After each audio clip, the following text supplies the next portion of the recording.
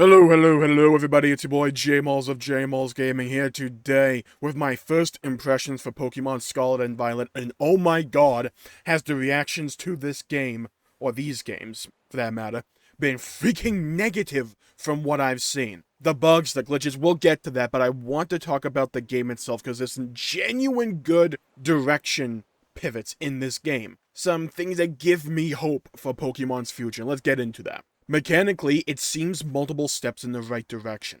The cutscenes of the legendary fighting are a nice touch, and it might be controversial, but I like how the Lego seems to be more like a character this go around, rather than just something the game feels obligated to give you later on. Also, I just think Koraidon looks cool. I'm playing Pokemon Scarlet personally, and I think he just looks freaking sweet. I like how the game just kind of gives you Pokeballs as well.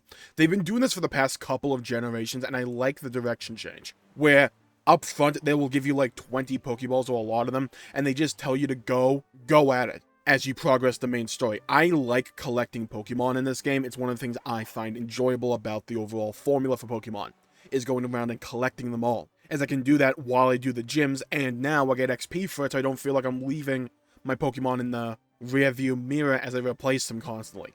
I like collecting them all. I like being given a lot of Pokeballs up front, because it lets me just collect everything I can see. I like that collectathon element. But, like, brief aside, why is the mini-map, like, weirdly low in terms of FPS? And also, on the whole, I've only noticed a couple of performance issues that actually bothered me.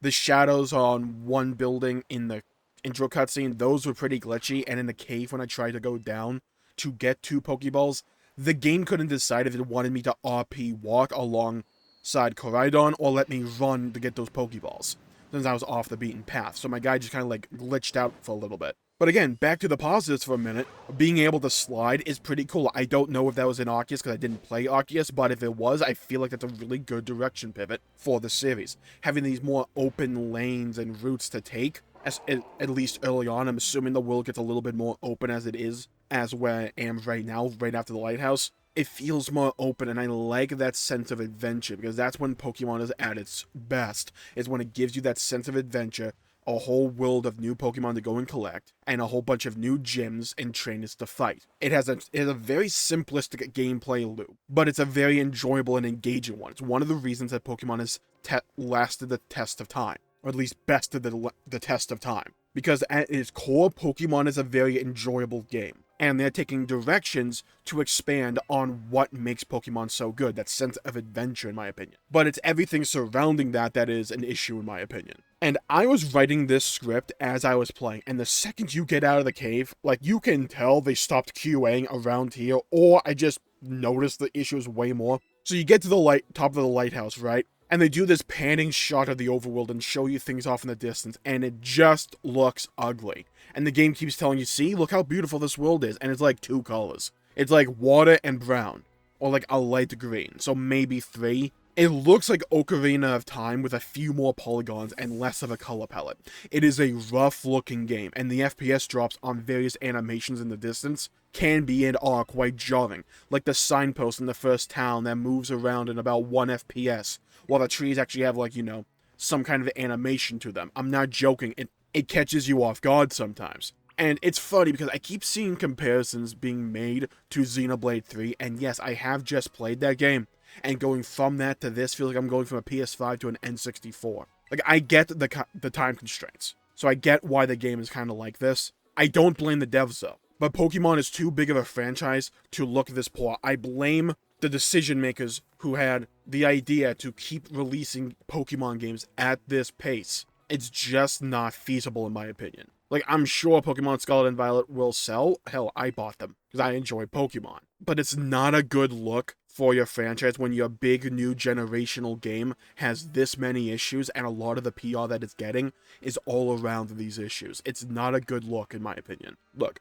graphics and art style to me matter, especially in an open world game where you are meant to be absorbed into the world and explore it, because the beauty of the open world can directly translate to immersion. And I think for the future that the best direction that Pokemon can go in is to drop the mid-generation remakes and just let the developers have the time to work on the big generation titles. Make them look way better than they currently are. Hell, lean into what makes Pokemon so fun, and especially these new recent Pokemon games. Lean into that open world element. It was the best part of Sword and Shield, in my opinion, was having those open world areas, those raid battles, expand on it, lean into it. But you gotta give the developers enough time to be able to make it, because it's not just a matter, in my opinion, of throwing money at a problem until it's fixed. You need to give the developers time to code the thing, to do QA testing, to make sure that the game is up to the standards that Pokemon should have. Because to me, even with just this limited game time that I've had with Pokemon, only a couple of hours so far, it's clear that the passion is still there.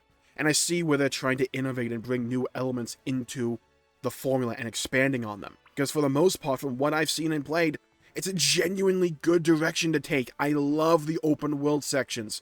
The idea of getting a motorbike to traversing it, having the legendary Pokemon at the start with Koraidon, and make it an actual character, having those, like, scenes where you can watch the legendary battle, like, actual cutscenes. Those are good direction changes for the series, in my opinion. Expanding on the RPG elements. Pokemon doesn't need to be by the numbers. It doesn't need to be bare bones. Flesh it out. Flesh the world out. Make me care about this region. About the Pokemon. About the legendaries. Make me care about the gameplay formula. Expand on that. Flesh it out. And it feels like they want to do it. They just don't have enough time to really do all the things that they want to do. Like, I love these ideas, but the presentation for them currently is deeply flawed because the world does not look immersive. The world is very laggy, and from what I've seen, there's so many more glitches to be had in the open world sections. So many more. Like, the ones I've had so far haven't really affected my mechanical gameplay. There's only just like a couple that I might laugh or giggle at for a little bit. But there's nothing that's been really affecting my gameplay outside of that one time my character just like shadow stepped in the when I try to go get 2 Pokeballs in a cave. But there's so many good ideas in this game right now, and it's such a shame that the conversation surrounding these games is how critical and how negative the performance is for this game. Because it shouldn't be like this. There are so many cool ideas that I've heard about that in this game. The conversation should be a celebration of how good this direction pivot for the series is. But because the game was rushed out the door, it's about how poorly optimized the game is.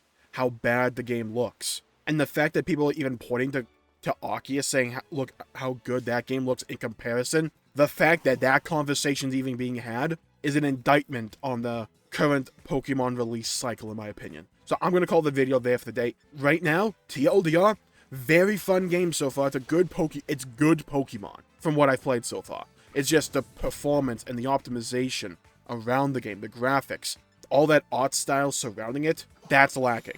That needs to be fixed. And I hope the game at least gets a patch to sort a lot of these issues out. But it's Pokemon. I don't know if we will. Hopefully we do, though. I'm going to call the video there for the day. Hope you all have a great day. Stay safe with everybody. Have a great day, and I'll see you all next time. Bye-bye, everybody. Oh, don't forget, if you liked the video, please leave a like and subscribe and comment down below with your thoughts, your opinions on Pokemon. I'd greatly appreciate it. Stay safe with everybody. Have a great day, and I'll see you all next time. Bye-bye, everybody.